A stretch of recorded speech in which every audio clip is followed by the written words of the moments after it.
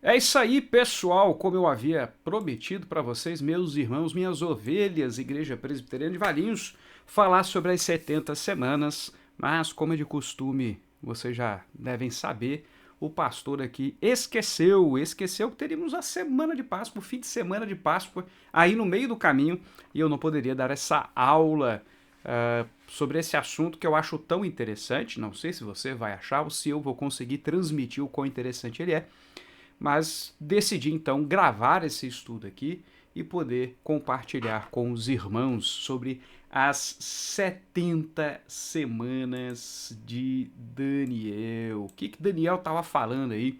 Que papo é esse de 70 semanas? O que significam essas semanas? Algumas posições que existem aí sobre as 70 semanas. Vamos olhar isso aqui, vamos nos debruçar um pouquinho sobre este tema, sobre este ponto do livro de Daniel, que traz muitos detalhes, muitas coisas a serem vistas e nós iremos vê-las aqui hoje, pelo menos as principais posições.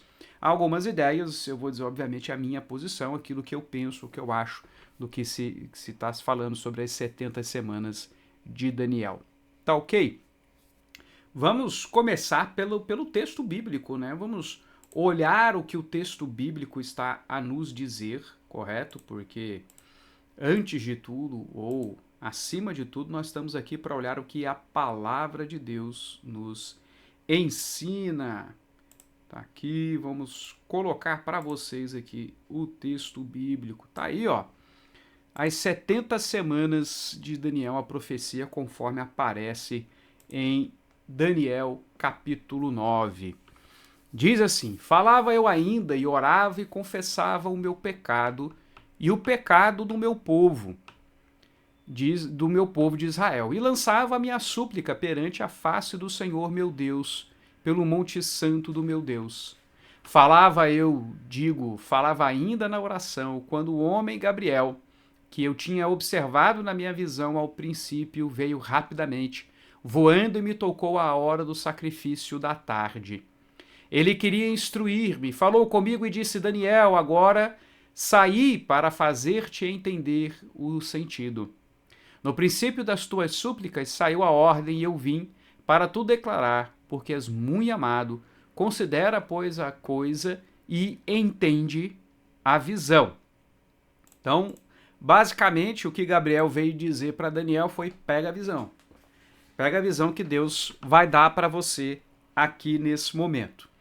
A gente deve lembrar daquele sermão lá de Daniel capítulo 9, se eu não me engano, há uns 2 domingos, tá certo? E 2 ou 3 domingos, foi domingo dia 17, se eu não me engano. Volta lá no sermão do domingo dia 17, que você vai ver a primeira parte desse texto, tá certo? Ali a gente percebe Daniel angustiado, desejoso de ver Israel, né? A sua angústia por ver Israel livre começa a transparecer na sua profecia, nos seus escritos, na sua relação com Deus. O que é interessante disso é que todos nós temos angústias, todos nós temos desejos e expectativas diante do Senhor. A questão, meus queridos, é que nós não temos as nossas angústias escritas, registradas ou como coisas que vão servir de parâmetro ou mesmo de texto sagrado para as pessoas. Qual é a grande questão da angústia de Daniel? É que as respostas de Deus a Daniel são respostas necessárias ao povo. São respostas necessárias para que entendamos o desenvolvimento da aliança, de Deus cumprir a sua promessa, a sua profecia dada por meio de Jeremias, por exemplo, quanto ao tempo do cativeiro, certo? Que é a principal questão que Daniel vai colocar diante do Senhor. Eu vi lá em Jeremias e calculei, entendi 70 anos. Deus está chegando a hora, está em cima aí. Então Daniel estava colocando essa angústia diante do Senhor. E pelo amor que Deus tem a Daniel, ele traz uma revelação a Daniel que visa trazer a ele o entendimento que aquiete o seu coração. Então, primeira coisa que nós precisamos entender sobre as 70 semanas é que elas se tratam, ou essa mensagem, ela se trata de uma mensagem que deve aquietar o nosso coração, que deve nos apontar na direção de um Deus que cuida de seu povo. Esse cuidado, como nós já vemos na própria situação de Daniel e de demais israelitas, dos demais judeus, não significava ausência do sofrimento, mas significava, sim, que Deus estava conduzindo para que as promessas da aliança fossem entregues ao seu povo, correto? Então, a partir desse entendimento, é que o anjo vai vir aqui falar com o nosso irmãozinho Daniel. Então, a gente lê no texto aí, ó. Como nós vimos lá no sermão, você vai lembrar lá do início do capítulo, ele confessava o seu pecado e o pecado do seu povo, tá certo? Ele está retomando o contexto, ele está retomando o pano de fundo de sua oração. Em que espírito ele foi diante de Deus? Porque é óbvio, se ele sabe que o cativeiro ele é fruto da pecaminosidade, ele está justamente trabalhando essa pecaminosidade para poder chegar ao fim do cativeiro, ao fim daquilo que ensejou a invasão babilônica, a entrega deles na mão da Babilônia. Certo? Então, eu quero vencer o pecado, eu quero acabar com essa realidade que foi construída a partir da pecaminosidade do povo de Deus. Então, ele lança essa súplica, Deus vai ao encontro dele por meio de Gabriel. Então, a gente percebe aqui como é interessante. Sermão de domingo, nós falamos do capítulo 12, que mostra Miguel, o anjo guerreiro, o anjo que vai à luta, à guerra pelo povo de Deus. Aqui Gabriel, um anjo mensageiro, um anjo que vem entregar a revelação diante do Senhor ao ser humano. Então, já no princípio da súplica de Daniel, Gabriel recebeu essa incumbência, ou seja, lá no princípio de sua súplica, ele recebeu essa incumbência de responder à oração. Então, numa oração angustiada, numa oração buscando diante de Deus o fim de um cativeiro, Gabriel vem falar com Daniel. Mas olha só que interessante aqui. Ele vem falar, vem o anjo voando e me tocou a hora do sacrifício da tarde. Isso aqui é de extrema importância para o texto. Por quê? Lembre-se, Daniel, ele estava no cativeiro, ele estava na região da Babilônia, na terra dos caldeus ainda. Ele não havia sido levado para Jerusalém, para o templo, para poder fazer sacrifícios. Então a hora do sacrifício, ela é um referencial. Veja como o coração de Daniel ele está voltado para o culto devido a Deus. Veja o apego dele em ver cumpridas as ordenanças da aliança, os mandamentos de Deus quanto à sua vida religiosa. Então, queridos, isso nos demonstra que por mais que a vida espiritual ela não seja uma vida fundamentada nos ritos, os ritos têm o seu papel na nossa vida espiritual. Ainda mais quando falamos de ritos ordenados por Deus. Tá certo? Então, observe o texto com atenção e veja um Deus que está buscando de todos os modos aí apaziguar o coração de seu servo, trazer ao seu servo verdades que venham aquietar o seu coração quanto à fidelidade de Deus, quanto ao povo verem cumpridas as promessas de Deus sobre sua vida. Porque, queridos, entenda o seguinte, o cumprimento da aliança significa vida, restauração, redenção, santidade, livrar-se de todos os efeitos do pecado. Então, quando nós vemos esse apego dos autores bíblicos, né, quando vemos esse desejo, essa angústia dos autores bíblicos em relação à sua condição e a serem desejosos diante de Deus, de que alguma coisa seja feita, de que tudo mude, essa realidade possa mudar e tudo mais, nós estamos vendo aqui, na verdade, no texto bíblico, um povo, um servo que ama seu Senhor, um servo que deseja ver a palavra de Deus cumprida, ao mesmo tempo que ele deseja que o seu povo possa perceber esse amor de Deus. Certo? Então, é nessa circunstância que Deus vai responder Daniel, que Deus vai colocar para Daniel a profecia das 70 semanas. Então, a mensagem das 70 semanas, ela vai estar associada à aliança, obviamente, é o pano de fundo.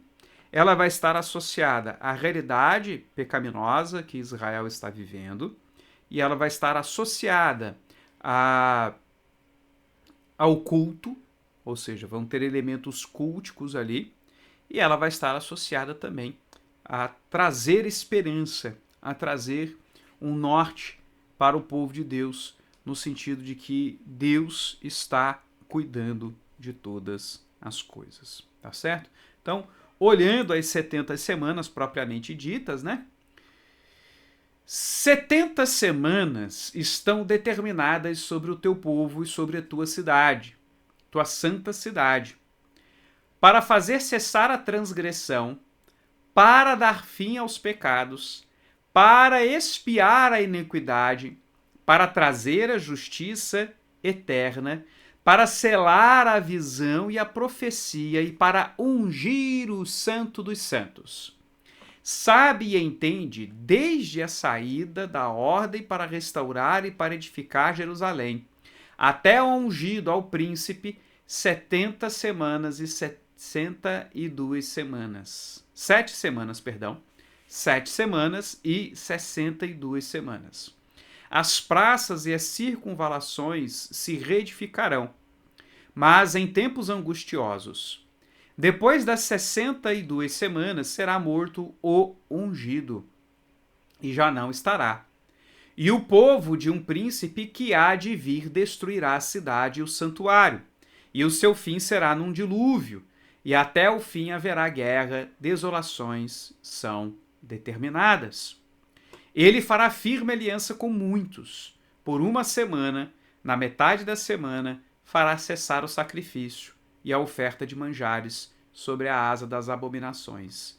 Virá o assolador, até que a destruição que está determinada se derrame sobre ele. E assim termina essa visão. Então, nós temos aqui objetivos sendo dados, né? A gente vê no texto sagrado, bem nessa parte destacada aqui, qual que é a questão, qual que é a determinação dessas 70 semanas? Para fazer cessar a transgressão. Para dar fim aos pecados, certo? Para expiar a iniquidade. Veja, você põe fim aos pecados e você expia a iniquidade. Esse expiar a iniquidade é para que a justiça eterna possa se estabelecer. Veja, portanto, que você tem elementos que apontam para o sacrifício, apontam para toda a determinação levídica, né, de apresentação de ofertas e tudo mais, e também o estabelecimento da justiça, só que essa justiça é eterna. Isso é importante, guarda aí essa visão. Para selar a visão e a profecia e para ungir os santos dos santos. Então, esse selar a visão é no sentido de aprovar, de mostrar que a visão é verdadeira e que a profecia veio e que o santo dos santos, ele receba a unção. Ou seja, ele receba a presença de Deus de uma vez por todas. Por que essas coisas aqui são importantes? Mais uma vez, lembrando, o desejo de Daniel de rever o culto, de rever os sacrifícios, de rever a aliança funcionando e as coisas acontecendo conforme as ordenanças divinas. Então, a ideia de fazer expiação É o que a lei ensinava. Como é que você fazia expiação dos pecados? Por meio dos sacrifícios, derramamento de sangue. Se há pecado, há morte. Correto?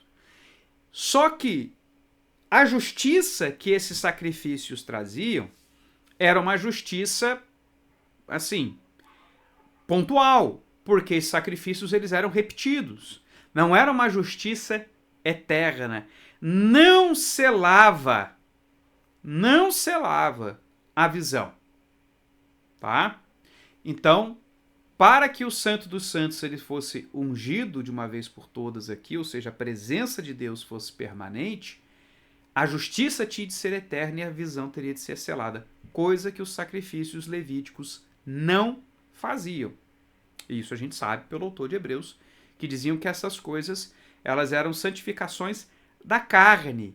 Elas não propriamente faziam a purificação quanto às coisas celestiais ou quanto à nossa alma, certo? Era um cumprimento das ordenanças de Deus, porém, a realidade pecaminosa ela não era vencida pelos sacrifícios do Antigo Testamento. Como é que se vivia na aliança naquele tempo? Sacrifícios levíticos. Você tinha que caminhar daquilo ali. Quando chega Cristo é que essas coisas são alteradas, essas coisas mudam ou tornam-se obsoletas. Elas se tornam obsoletas. E aí, querido, se faz necessário a gente retornar um pouco ali na nossa linha do tempo, né, conforme nós vimos na última aula, deixa eu colocar para vocês aqui.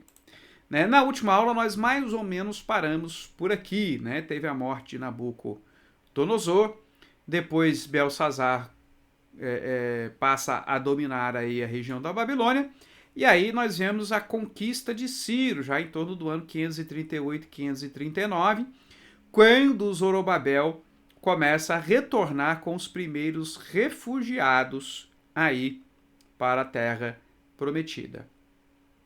Então nós temos uma reconstrução do templo em torno do ano 516, certo? Aquele templo que foi destruído por Nabuzaradã, general de Nabucodonosor.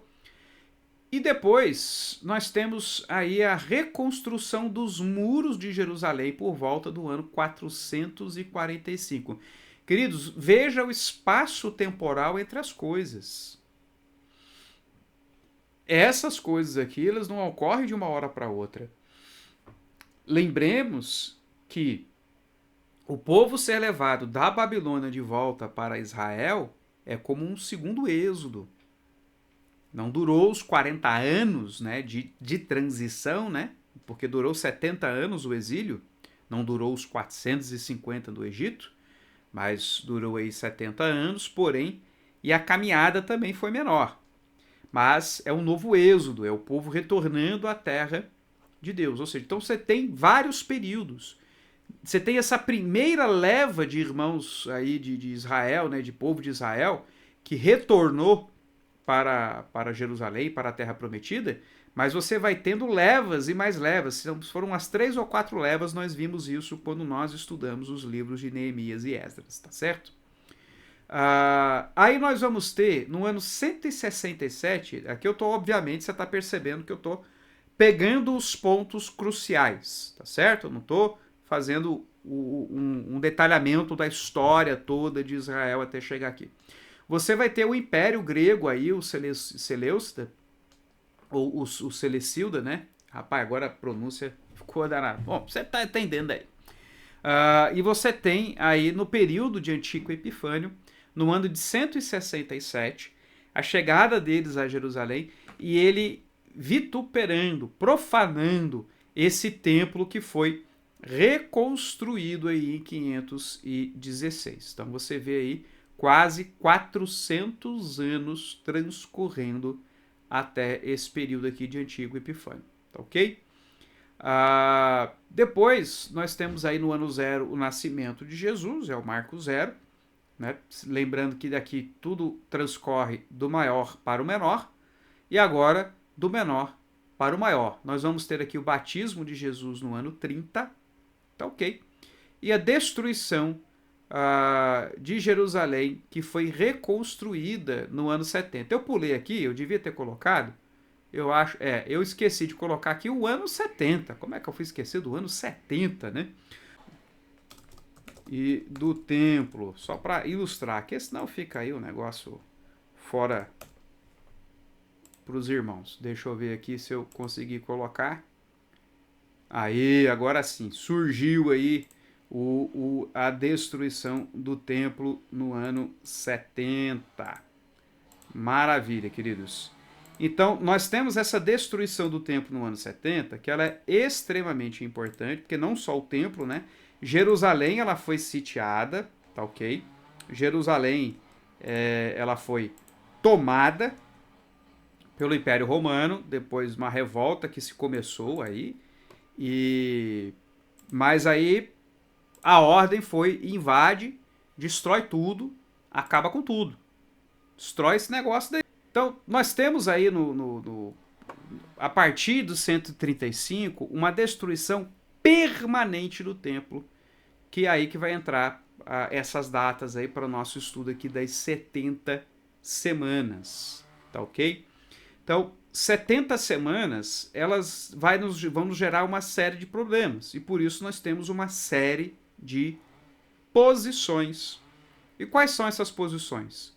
A da crítica textual, tá ok? História messiânica, a simbólica messiânica e a dispensacionalista. Ainda tem a preterista, certo? Que dá para dar umas pitadas aí. Mas eu achei interessante nós trabalharmos essas posições aqui.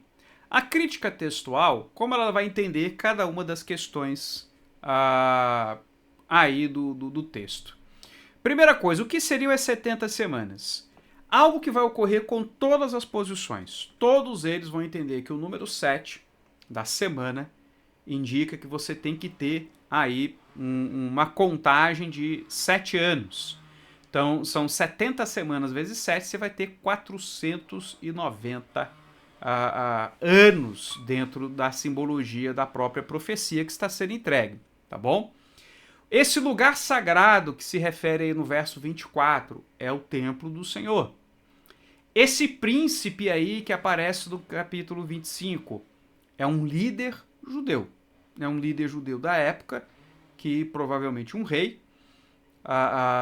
que vai entrar no meio da história aí para tentar fazer algo contra os inimigos do povo de Deus. Essa semana 69, ou seja, essa última semana que ela é dividida, ela vai apontar para o assassinato do sumo sacerdote Onias, que aconteceu no ano 171 a.C. Então, logo depois da profanação, que a gente viu lá ser no ano 165, se eu não me engano, né?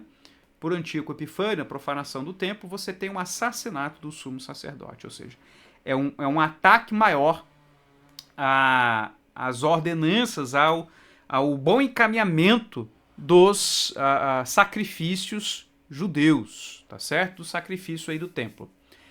Essa firme aliança, eles não têm assim propriamente o intuito de ter uma interpretação. E a destruição da cidade e santuário, que aí sim seria algo que foi iniciado ali com o Antíoco Epifânio, que culminou, aí ano 167, aliás, estava logo ali embaixo, que culminou no assassinato do sumo sacerdote. E a segunda metade da semana final não tem um significado, é só uma forma do profeta colocar, mas o que importa é esse tempo contínuo, ou seja, eles têm uma ideia, um entendimento de um tempo contínuo. E o ponto final? O ponto final disso tudo é a esperança de um novo reino após a derrota dos gregos, ou seja, quando os gregos, o Império Seleucida ele é derrotado, Antíoco Epifânio é derrotado, esse Império Grego é derrotado, é a esperança de que isso significa uma reconstrução do povo, um retomar da vida cultica, da vida de aliança, da cultura judaica. E o foco da profecia qual que seria? A profanação do templo por Antíoco Epifânio. Ou seja, a ideia é rumar todos para a realidade que haverá profanação ainda do templo. Quais são os problemas com essa posição? Essa posição ela parte do pressuposto de que Daniel ele não foi escrito, o livro de Daniel ele não foi escrito por alguém presente no tempo em que a história se passa. Não se trata de um personagem real. Daniel estava lá naquele tempo e presenciou todas aquelas coisas e profetizou o futuro. Não. O escritor bíblico seria alguém que após o período de Antíoco Epifânio, olhou para trás 490 anos e estabeleceu essa contagem, estabeleceu essa ordenança de coisas para dizer ou para falar de sua expressão, do seu entendimento religioso de tudo que estava acontecendo. São 490 anos, portanto, que se iniciam naquele período de retorno do exílio e que ele vai se estendendo até que finalmente Antíoco Epifânio aparece em cena e mais uma vez interrompe a vida religiosa de Israel. Isso é obviamente algo que está fundamentado primeiro na negação do sobrenatural, de que Deus intervenha na história e de que Deus revele o futuro às pessoas. Em segundo lugar, isso aqui está firmado numa ideia de que os autores bíblicos eles não são inerrantes, né? Se você tem ali, por exemplo, vamos lá olhar o versos 26 e 27. Vamos voltar aqui no texto bíblico. Tá? Versos 26 e 27. O que vai dizer? E até o fim haverá guerras, desolações são determinadas. Ele fará firme aliança com muitos por uma semana. Na metade da semana fará cessar o sacrifício e as ofertas de manjares sobre a asa das abominações. Virá o assolador até que a destruição que está determinada se derrame sobre ele. Aqui está dizendo que esse príncipe ele fará uma firme aliança, tá certo? E esse príncipe fará cessar, ou seja, parece que as coisas estão desconjuntadas. Esse príncipe que é um guia, alguém de Israel, alguém que o povo vai gostar, né? Alguém favorável a Israel, e ele simplesmente põe fim às coisas, ou a data, o aparecimento desse líder que eles trazem aqui, como a gente vê, esse líder judeu, está desconjuntado se você for pensar que esse líder ele vai pôr fim a esses sacrifícios. Então o que eles entendem? Que o autor bíblico errou. O autor errou, não há uma relação. Esse líder ele não vai vir por fim, porque isso vai vir por parte dos inimigos, não do príncipe. Não desse israelita que fará a coisa acontecer. Então essa posição nós já descartamos, porque antes de tudo ela começa com uma desconfiança, tá? do texto sagrado. A posição seguinte é a histórica messiânica, que também vai entender, como eu já disse, todas as posições entendem que são 490 anos. Ele vai entender que o lugar sagrado aí do verso 24 se trata de Cristo. Cristo vai apontar para o seu corpo como um templo, certo? A gente tem lá ele falando que esse templo seria destruído, em 3 dias seria reconstruído. Ele é o próprio príncipe que vai por fim aos sacrifícios, porque ele, ao morrer, põe fim aos sacrifícios de Israel. Não há mais necessidade de sacrifício. A semana 69, você tem aí o nascimento de Jesus, seria o ano 0.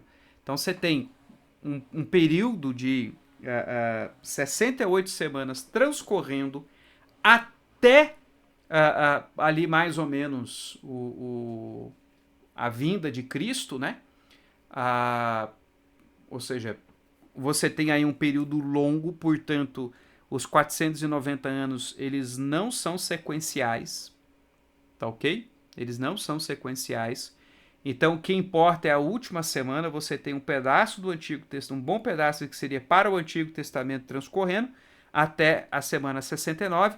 Aí a última semana, aquela que é dividida, essa é uma semana que se trata das coisas que ocorrem com a vinda de Cristo. A relação do 26 e 27, né, tem a ver com a morte e a aliança em Cristo Jesus, ou seja, ele faz cessar, o príncipe morre e faz cessar os sacrifícios, porque o sacrifício de Cristo é o último necessário. Há, portanto, aí uma firme aliança que seria a nova aliança em Cristo Jesus. Depois disso, você tem no ano 70 a destruição do santuário, tá? O santuário será destruído e na segunda metade da semana final, ou seja, isso é ano 70, e aí você tem esse período da segunda metade da semana de 70 a 135, que seria, digamos assim, o final de vez, porque dentro desse período você vai ter a reconstrução do templo, que foi destruído sob o general Tito, e aí você tem dessa reconstrução uma redestruição no ano 135, conforme nós vimos, que daí para frente o templo não foi mais reconstruído. Até hoje nós não temos templo, a gente tem uma mesquita lá onde é o templo. E aí essa seria a segunda metade da semana final. E o ponto final seria o quê, né? Essa conquista de Jerusalém no ano 135. Tá? Você tem a conquista final de Jerusalém. Os judeus eles não dominam mais e desde então eles não têm mais nenhum tipo de soberania ou controle dessa terra até 1949, quando eles retornam ao controle de um pedaço da faixa de Gaza, ali na região de Gaza, ou melhor, da Palestina. E qual é o foco? Qual é o intuito das 70 semanas? Que Cristo é aquele que inaugura o reino e a nova aliança. Essa visão, esse entendimento é o entendimento dos reformadores, como Calvino, Lutero, que seria uma visão histórica messiânica. Então, essas 70 semanas elas já estariam cumpridas até no máximo o ano 75 depois de Cristo. E aí você vai ter a simbólica messiânica, que as 70 semanas elas são períodos simbólicos, ainda que compreendam ao todo 490 anos. Mas não são 490 anos em sequência, tá ok? O lugar sagrado também é Cristo. Cristo é o templo onde ocorre o último sacrifício diante de Deus. Ele é o príncipe que vai botar fim sobre todas essas coisas. A semana 69, ou seja, essa semana aqui, vamos botar de novo, né? Pra gente relembrar o texto, né? Essa semana 69, rapaz, o que aconteceu aqui? Que negócio foi esse aqui, velho? Pronto, voltou, sei lá, rapaz, andaram mexendo aqui. Essa semana 69, essa última semana aí, né? Que a gente vê, né? Depois das 62 semanas será morto ungido e já não estará. E o povo de um príncipe que há de vir destruirá a cidade e o santuário, e o seu fim será um dilúvio, e até o fim haverá derrotas determinadas. Ele fala a com muitos por uma semana. Na metade da semana fará cessar o sacrifício, e a oferta de manjares. Sobre a asa das abominações virá o assolador. Então veja, até ao ungido, ao príncipe, entende-se que são a mesma pessoa, 7 semanas e 62 semanas. Então qual é o ponto aqui da última semana? É a vinda do ungido do príncipe, que é Jesus. Haverá uma reedificação. Por isso que fala de reedificação. Por que pensam nisso? Pensam que, portanto, o templo destruído do ano 70, lá olhando a posição lá, né, histórico-messiânica, né, houve a reconstrução diante da destruição do ano 70, mas não foi em tempos muito bons, foram em tempos angustiosos, porque de fato a reconstrução depois da destruição do ano 70 não foi algo tão pacífico, algo tão bom. Depois das 62 semanas será morto o ungido. Então, o ungido aqui, ele é morto e ele já não estará. E o povo de um príncipe que há de vir destruirá a cidade e o santuário. E aí você tem a destruição do ano 135. E o seu fim será num dilúvio. Até o fim haverá guerra, desolações são determinadas. E aí a gente vê a diáspora judaica que se instalou, né, por mais tempo, né, que foi após a destruição de 135, que foi quando, inclusive, a região da Judéia passou a ser chamada de Palestina. Tá certo? Toda aquela região que era chamada de Judéia, de Nazaré e tudo mais, isso tudo passou a ser chamada de Palestina, que era o nome latim para filisteus. certo? Era uma afronta aos judeus. Ele fará firme aliança com muitos por uma semana, na metade da semana. Então, essa semana aqui, ela vai transcorrer dentro desse período de 7 semanas. Dentro desse período de 7 semanas, você tem uma semana aí que ela é dividida. E na metade dessa semana, ocorre, numa metade, o batismo de Jesus, e na outra metade, nessa visão aqui, simbólica, messiânica, né? Rapaz, mas tá de novo voltando esse negócio, camarada. Pronto. E daí nós vamos ver o fim desse sacrifício por causa daquilo que Cristo fez, por causa da obra de Cristo Jesus que ocorre dentro desse espaço. Então você tem o batismo, que é um marco. Jesus ele vem fazer justiça em seu batismo. Ele vem estabelecer ali o caminho para todo aquele que virá após ele, né? E depois disso, você tem a segunda metade, ou a segunda metade do final dessa semana, que não é um período necessariamente ali, literal, que é o período da igreja, que seria essa era que nós estamos vivendo. E qual seria o ponto focal dessa posição?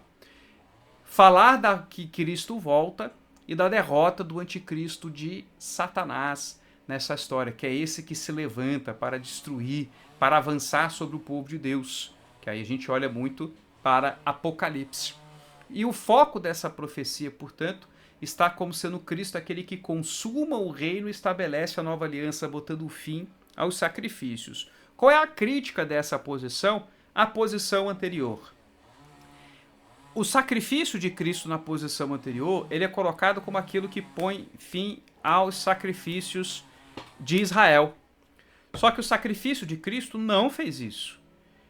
Para nós que cremos em Cristo, nós não vamos mais aos sacrifícios levíticos. Mas os sacrifícios permaneceram acontecendo em Jerusalém.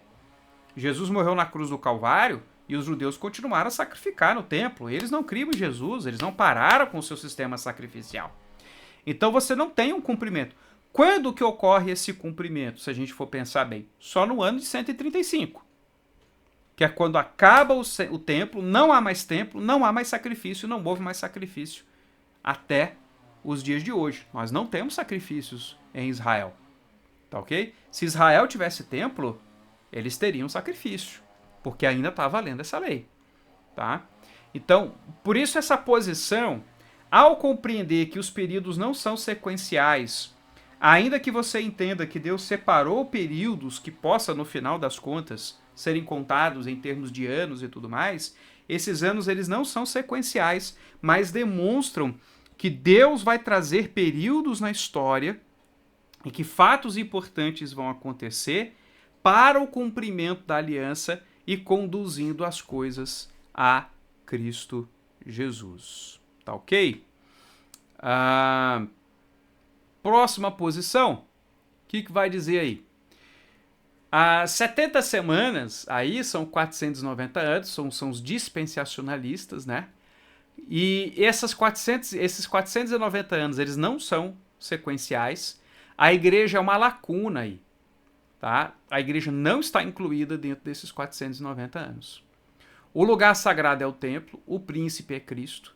A semana 69 é quando os judeus rejeitam a Cristo Jesus, e aí você cria uma lacuna. Por isso que existe um espaço entre 69 semanas e uma semana ocorre em separado. 26 e 27 falam de eventos que são futuros, ainda não ocorreram. O 27 é uma nova aliança em algum ponto do futuro, porque é uma nova aliança com os judeus. Essa nova aliança em Cristo só a igreja participa, mas ela é uma lacuna. Há uma destruição da cidade santuário, que no entendimento deles é no ano 70, e ocorrerá uma futura reconstrução e destruição de Jerusalém. Então haverá uma nova era em que os judeus vão ter o templo e que esse será destruído novamente. E a segunda metade da semana final são 7 anos de tribulação antes da volta de Cristo Jesus. E o ponto final após a era da igreja são 7 anos de tribulação e a volta de Cristo. Ou seja, a era da igreja é uma lacuna. Tá ok? Ao terminar essa lacuna, você vai ter aí um período dentro dessa lacuna. E depois dessa lacuna você vai ter o arrebatamento da igreja. E aí Deus vai tratar direto com os judeus. Vai haver a reconstrução, vai haver uma nova destruição e vai haver, assim, uma grande tribulação com os judeus e uma grande batalha.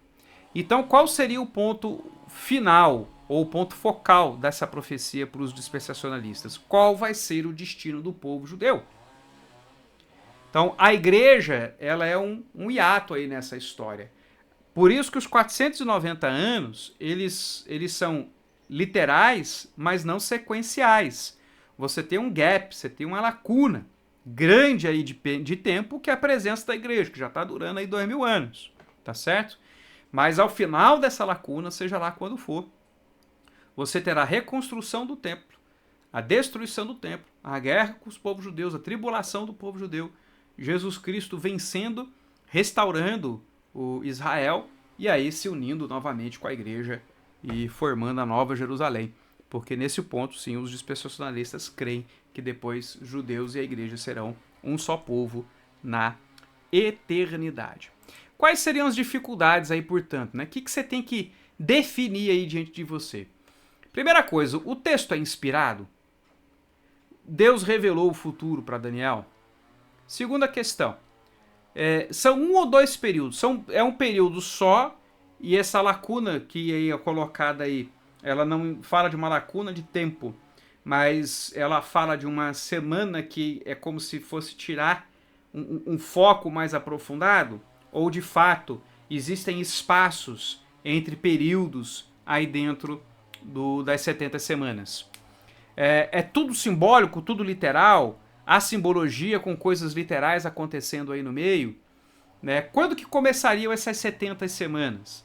Elas começariam no retorno de Israel, lá com Zorobabel. Elas se iniciam aí, portanto, no aparecimento de Ciro, que é o pensamento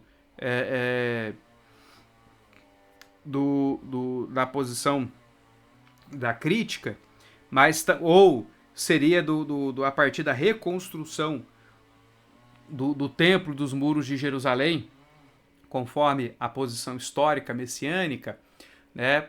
A igreja e Israel são a mesma coisa? São iguais? Ou são povos distintos? É sobre os judeus ou é sobre Jesus? Então, qual é o significado, em última instância, das 70 semanas de Daniel? Então, a gente vê como é muito difícil a gente trabalhar um texto como esse, como é difícil a gente querer colocar dentro desse texto, ou a partir desse texto, certezas absolutas. A minha posição, ela tende a simbólica, tá certo? Nós não temos um período contínuo, nós temos um período contado, nós temos um Deus que estabeleceu aí que ele quer colocar a noção de que existem períodos distintos, de obras sendo feitas, longos períodos, períodos menores, em que ele não está interessado em te dar uma noção de tempo fixa, ou uma noção de tempo tão clara, ou sobre períodos inteiros. Por exemplo, para ilustrar que eu estou falando sobre períodos inteiros, você tem a realidade da morte e ressurreição de Cristo e sua ascensão.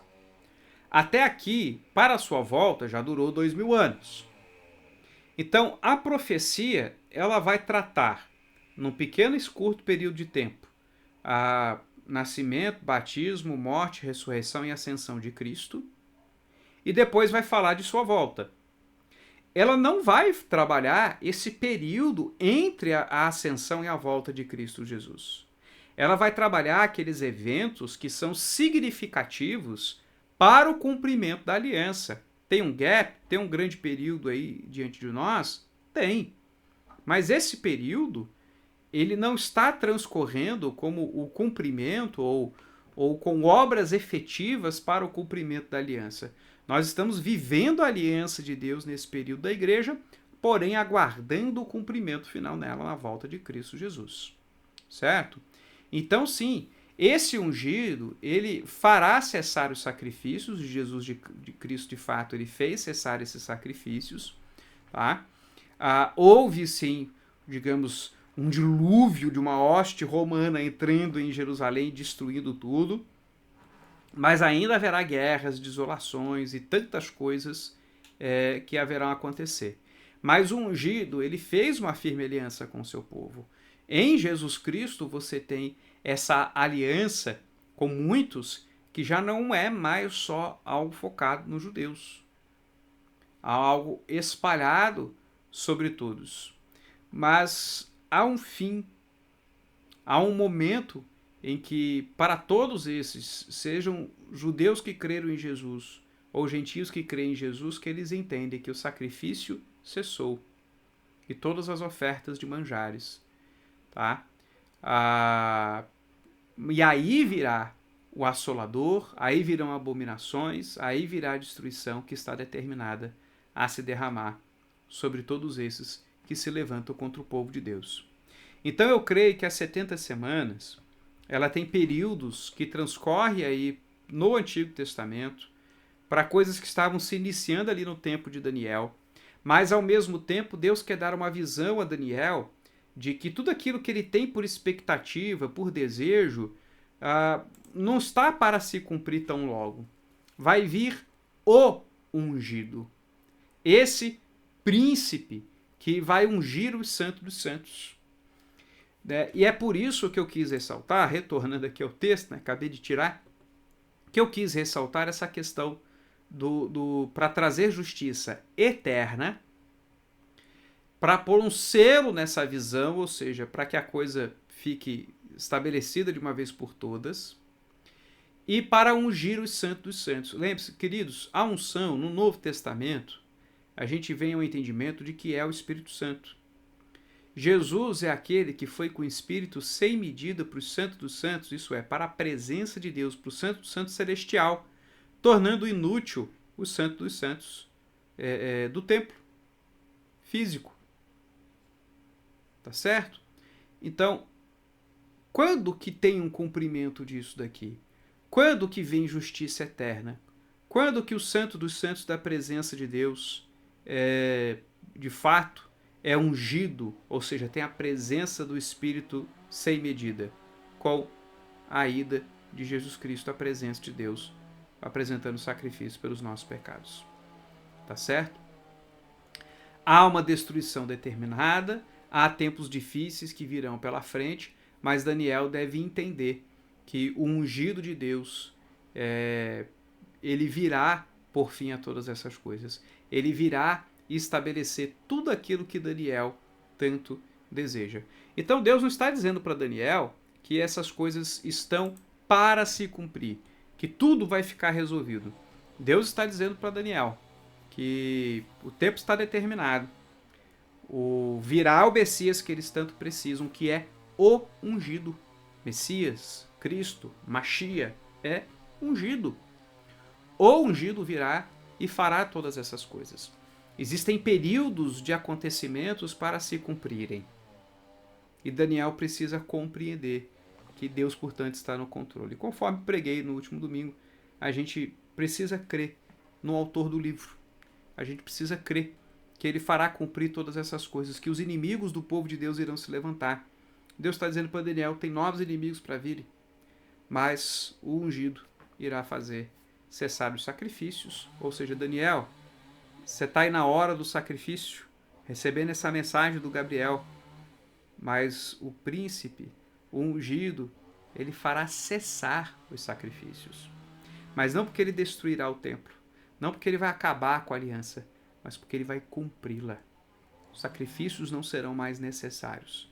Então os 490 anos, ou as 70 semanas, as 70 vezes 7, né? Essas 70 semanas aí de Daniel, eu creio que ela que ela vem trazer para Daniel a perfeição do plano de Deus, uma referência ao número 7, e a completude do plano de Deus, uma referência ao número 10, aí presente em qualquer multiplicação que você fizer, a 497 vezes 7, ou 70 vezes 7, que é 7 como a dezena. Ou seja, essa numerologia que é presente em Apocalipse, com esses números significativos, número da perfeição, 10, número da completude. Eu acho que essas coisas já estão presentes, que é por isso que João vai usar tanto o livro de Daniel. Tá ok? Então, fica tranquilo, ó Daniel, fica tranquilo, meu irmão. O plano de Deus está transcorrendo. Deus separou o período para cada coisa. O fato dele passar um número delimitado, eu não creio que seja um número, digamos, literal, mas que seja sim uma numeração que apresenta que Deus estabeleceu um período. Deus estabeleceu um tempo. Qual é o início e fim exato? Não sei exatamente. Eu creio que realmente há ligações aí com o retorno do povo judeu para a terra. Eu creio que há aí ligação com o nascimento de Cristo, que há relação aí com o sacrifício de Cristo, mas eu creio que existem lacunas, existem períodos, existem atos que precisam acontecer e esse é o foco, tá ok? O que vai acontecer é o foco, não o tempo em que essas coisas irão acontecer. Mas ao falar de tempo, Deus está dizendo para Daniel, já está estabelecido. Aquieta teu coração. Os pecados de Israel não ficarão impunes, não ficarão por isso mesmo. Eu vou trazer justiça eterna e, finalmente, todo esse sistema sacrificial, toda essa condição de pagar pelos pecados que a aliança impõe, chegarão ao seu fim, por mais que inimigos se levantem contra o povo de Deus. Certo? Espero ter ajudado mais do que confundir. É um assunto complicado, danado. Eu acho que vale a gente ver cada uma dessas coisas ponto por ponto, mas eu queria trazer essa visão geral e mostrar essas posições para a gente perceber quão complexo é o assunto. Tá bom? Queridos, Deus abençoe você. Obrigado por assistir aqui ao nosso estudo. Permaneça ligado aqui nos nossos envios em nosso canal. Até mais, queridos.